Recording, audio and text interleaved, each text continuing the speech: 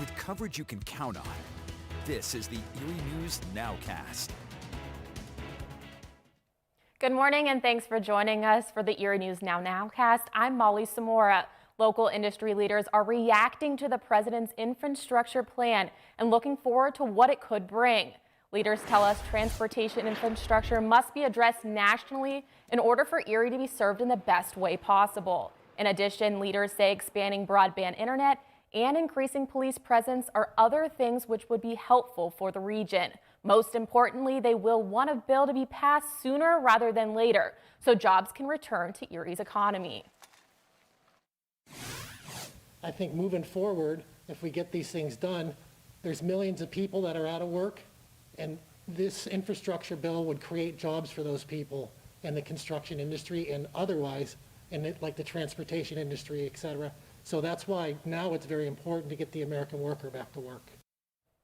At the moment, industry leaders say a lack of funding is forcing them to choose which projects they can work on, rather than getting them to do them all. One day after Erie News Now told you about this mounting pressure of Pennsylvania Governor Tom Wolf to open up COVID-19 vaccinations to people, the state's exactly doing that. Governor Wolf now says everyone in Pennsylvania ages 16 and up will be eligible for that shot starting April 19th.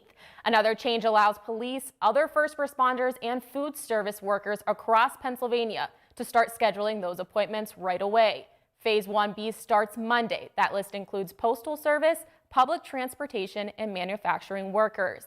State officials say the following week will move on to Phase 1C, which includes industries like communication, legal services, and transportation. Again, the plan is for the vaccine to be available to all Pennsylvanians by April 19th.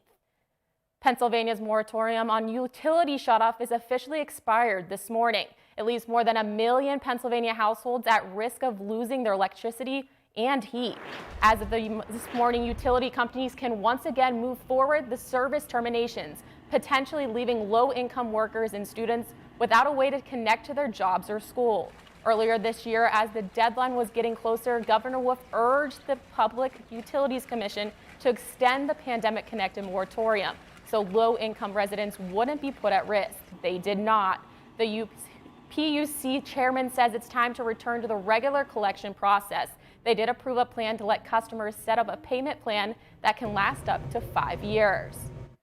For many college students, they're starting to feel burnt out at this point in the semester, and now with no spring break, many are starting to feel overwhelmed and overworked. Our Elena Jonathan caught up with a few college students who say they're feeling just that way.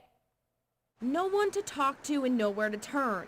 That's the reality for many college students trying to book an appointment either on campus or reach out to a private therapist. But Allegheny College in particular is in the middle of a bit of a mental health desert. Claire Kielma is a senior at Allegheny College. Right now there's only a handful of counselors on campus, and even then it can be hard to get an appointment. I'm from Michigan, and there's insurance limitations on seeing off-campus resources, and then on campus there's only something like 3 counselors. Going off campus is even worse, according to Michelle Saturnino, a sophomore. She suffers from bipolar and depression, something she recently was diagnosed with. And finding out about that while I'm in college and right before a pandemic was just so much at once. So it's kind of still very new to me. Now struggling with her mental health, school, and lack of resources, she says her school year has felt mechanical. For me, up to like 5 hours a day, I was online in class. And then immediately coming straight back here and having little to no break between that and classes starting. And now we have no spring break. It's been so difficult, truly. I just feel like a robot, kind of like drifting through school at this point. These are just 2 students out of thousands that feel lost and abandoned by their colleges. I just felt like I was at the end of a road or like hitting kind of a wall. And I know I'm definitely not alone in that feeling. That's so many people have told me, like, is this even worth it anymore? That was our Elena Jonathan reporting. Now, after dealing with pandemic hurdles, the show must go on for the Cathedral Prep Villa Maria Theater Department. Now, the department has produced a number of shows over the last 12 months, and students are currently working on a play titled The Importance of Being Earnest. But their success hasn't come easily. Students and teachers had to get creative, finding ways to host shows while still obeying safety protocols. I had to pick shows that I knew I could distance safely and wouldn't take away from the play. Like, we don't have any kissing scenes or, A cast of 9 is working on the importance of being earnest. The show runs from April 15th through the 18th. While this April Fool's Day may not be starting out a little more frozen than we'd like, it's all about frozen treats today at a number of ice cream stands, now opening for the season. Sarah's at the entrance to Presque Isle State Park officially opens later today. They were setting up the drive-through lanes on Wednesday, the iconic restaurant heading into year number 41.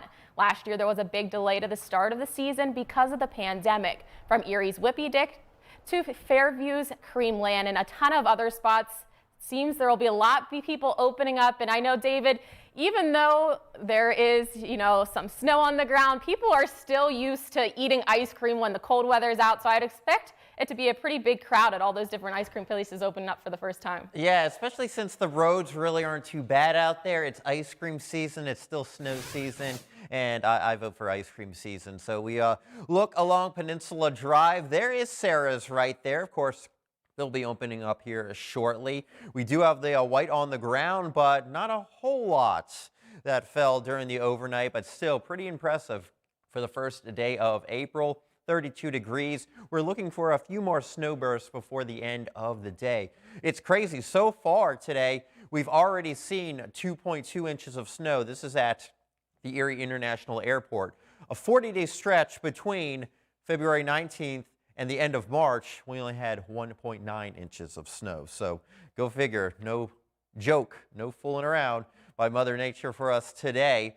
We look out over the bayfront, solid thing of ice. As you look down towards Dobbins Landing, the opening right there, you can see that the main roads are looking pretty good out there. Here's a look from the mall. And this afternoon, we'll still have a couple of extra snow squalls push their way through. And here is a look at this is actually, I was like, where are we looking here for a minute? This is our tower cam at the station. We're kind of looking down towards State Street. And because of the fact that we dealt with that heavy wet snow, it really sticks to everything. So this is how a lot of our cameras are looking. 24 degrees is how that 32 degrees feels because of that wind. Right now we look at Doppler Max, not as active. You can see some heavier squalls down there towards Pittsburgh and back into central Pennsylvania. Cleveland still seeing the snow. We've had accumulations up and down the lake shore, and right now we're just not seeing a whole lot of extra snow, but there are certainly some spots of snow in between.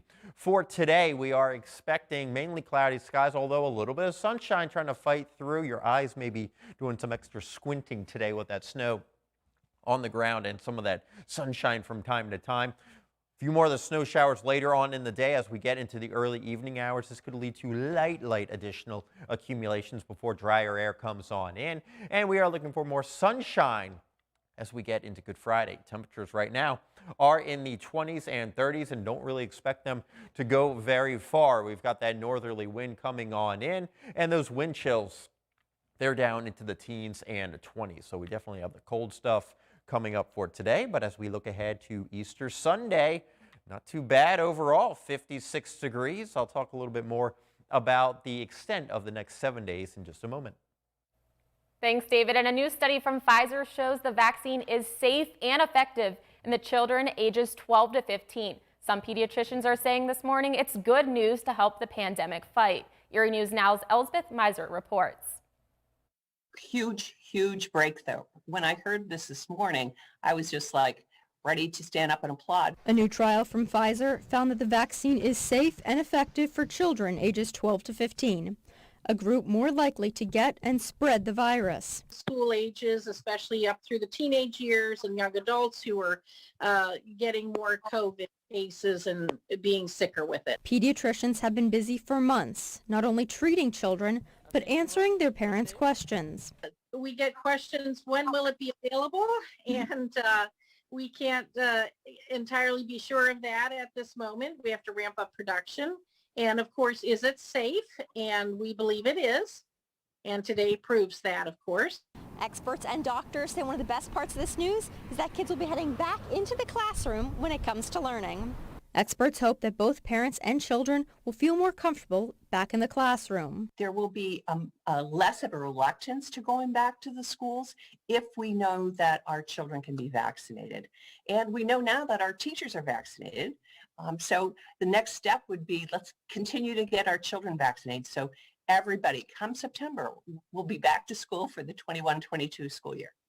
With young teens likely to be eligible soon, experts say the focus now turns to younger children, since no one is safe from the virus. I'm hoping maybe 3 months from now, we'll be hearing something about our younger children. Elspeth Meisner, Erie News Now.